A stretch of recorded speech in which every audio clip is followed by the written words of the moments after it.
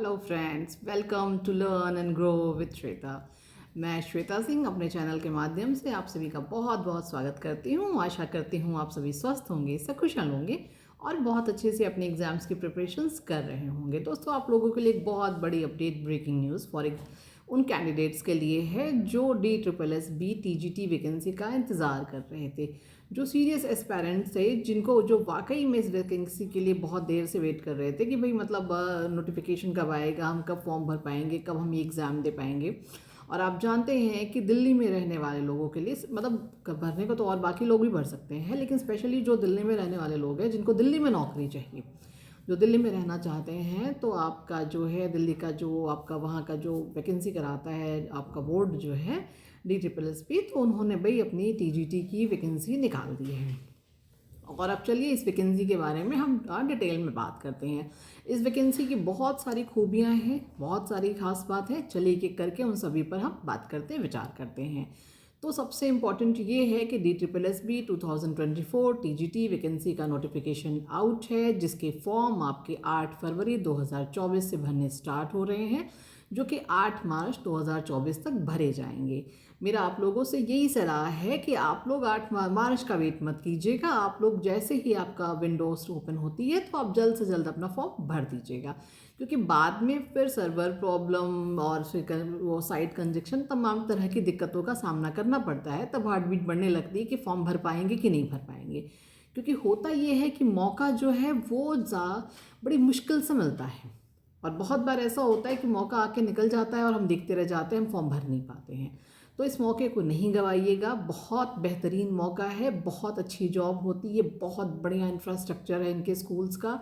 और एक आपको जो है मतलब आप ये समझिए कि आप गवर्नमेंट जॉब पाते हैं और आप सैलरी गवर्नमेंट की उठाएंगे और फील आपको कॉन्वेंट का एटमॉस्फेयर का आता है।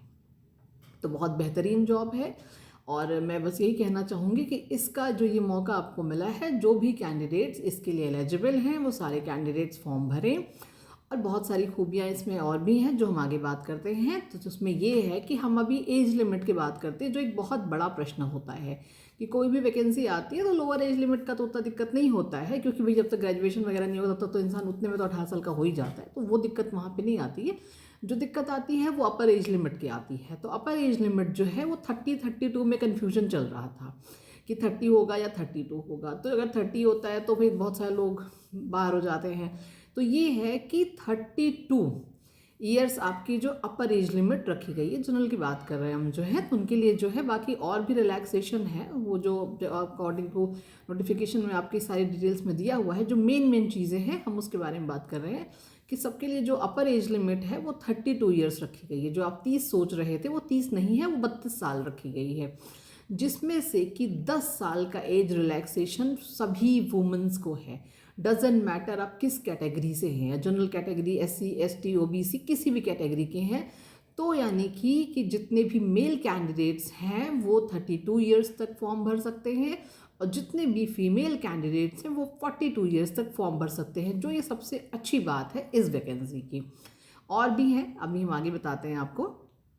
अब TGT की जो वैकेंसीज आई हैं वो किन सब्जेक्ट्स की आई हैं, तो उस पर बारे में बात कर लेते हैं। तो हिंदी की वैकेंसी है, TGT हिंदी है, TGT संस्कृत है, TGT उर्दू है, TGT पंजाबी है, TGT ड्राइंग टीचर की है, TGT मैथ्स की है, TGT इंग्लिश की है, TGT सोशल साइंस की है, TGT नेचुरल साइंस यानी कि फिजिकल साइंस जिसमें जूलॉजी बॉटनी आता है उसकी है।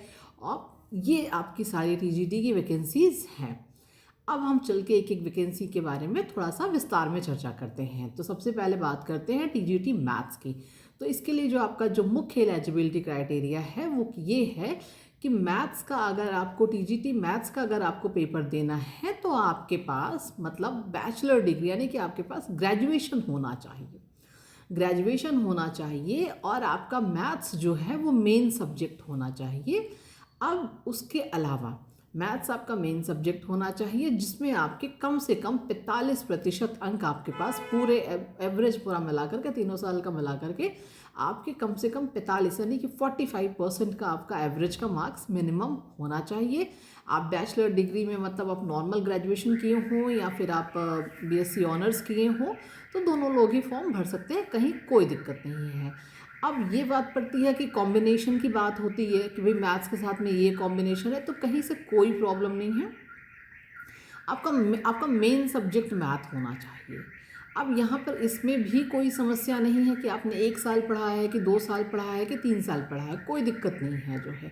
यही सबसे अच्छी बात ये है कि ये सब्जेक्ट कॉम्बिनेशन आपको इस बार यहाँ ज़्यादा परेशान नहीं करेगा जो है। आप अगर मैथ्स आपके सब्जेक्ट में है तो आपने जो है उसमें आपका 45% है, और प्लस आपका सीटेट का पेपर 2 क्लियर है। तो आप समझ गए, मैथ्स आपका एज अ मेन सब्जेक्ट होना चाहिए ग्रेजुएशन में। नॉर्मल आप ग्रेजुएशन ऑनर्स करें हो, नॉर्मल करें हो, कोई दिक्कत नहीं, 45%। एंड सीटेट पेपर 2 क्वालिफाई होना चाहिए। आप मैथ्स का टीजीटी का देने के लिए एलिजिबल है। एज क्राइटेरिया मैंने ऑलरेडी आपको बता दिया है। अब हम टीजीटी सोशल साइंस की बात करते हैं। इसमें भी सेम चीज़ है कि बैचलर डिग्री में आपके 45% होने चाहिए, और सोशल साइंस में आपके देखिए हिस्ट्री सब्जेक्ट है, जोग्राफी है, पॉलिटिकल साइंस है, इकोनॉमिक्स है, business studies, sociology and psychology. इसका मतलब ये है, बिजनेस स्टडी यहाँ पे डालने का मतलब ये आता है कि जितने भी बीकॉम के विद्यार्थी हैं, जिन्होंने बीकॉम करा हुआ है, तो वो टीजीटी सोशल साइंस में आपके फॉर्म डाल सकते हैं। मतलब कि समस्त आपके जो जिन्होंने ग्रेजुएशन इन आर्ट्स करा है, जिसमें आपके इसमें से कोई भी एक सब्जेक्ट हो, इस बात से कोई फ़र्क नहीं पड़ता है कि आपने उसको 1 साल पढ़ा है, 2 साल पढ़ा है, 3 साल पढ़ा है, क्योंकि वो आपका एज ए सब्जेक्ट वहाँ पर काउंट हो रहा है।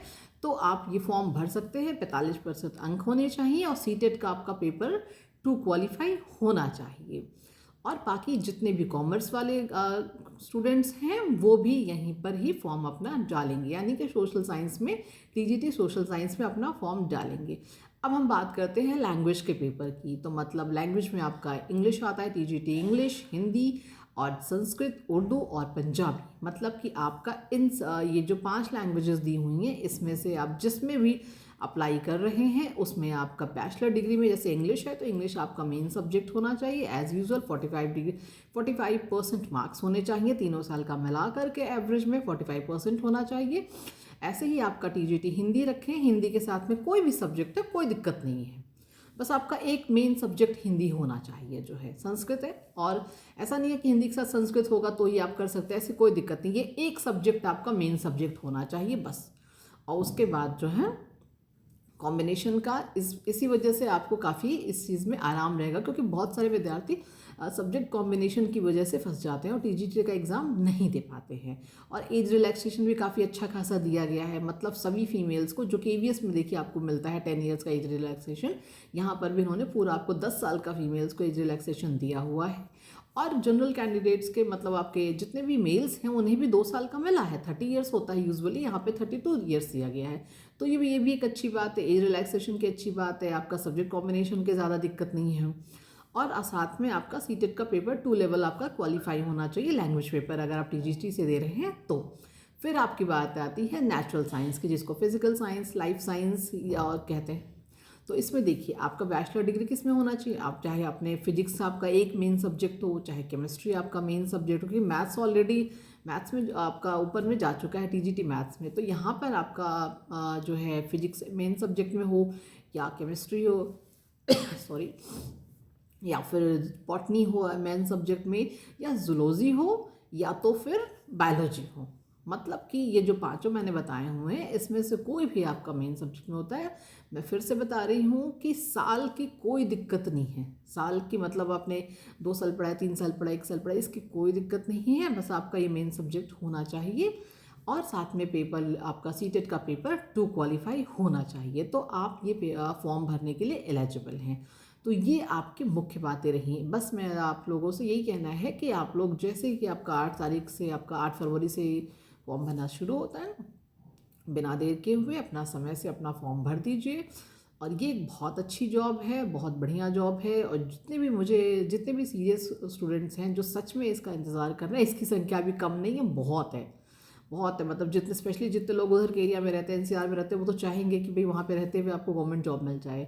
तो बस इस पूरी वीडियो में जितनी इन्फॉर्मेशन मेरे पास थी मैंने सारी आप लोगों को प्रोवाइड की। सारी इन्फॉर्मेशन आपकी बहुत ज़रूरी है। तो चलिए बस अब आज के वीडियो में इतना ही। पूरी वीडियो को देखने के लिए बहुत बहुत धन्यवाद। अगर ये जो नोटिफिकेशन है वो मैं अपने टेलीग्राम चैनल पर शेयर कर दूँगी और टेलीग्राम चैनल का लिंक आपको वीडियो के डिस्क्रिप्शन बॉक्स में मिल जाता है। आप चाहे तो टेलीग्राम चैनल ज्वाइन कर सकते हैं और साथ में अगर आप चैनल पर नए हैं तो बेल आइकन का बटन ज़रूर प्रेस करिएगा। उससे आपको ये सुविधा होती है कि जब भी कोई नया वीडियो मैं चैनल पर डालती हूँ तो उसकी नोटिफिकेशन आपको फ़ौरन पहुंच जाती है। तो पूरी वीडियो को देखने के लिए बहुत बहुत धन्यवाद। मिलते हैं किसी और बेहतरीन वीडियो में। Thank you so much.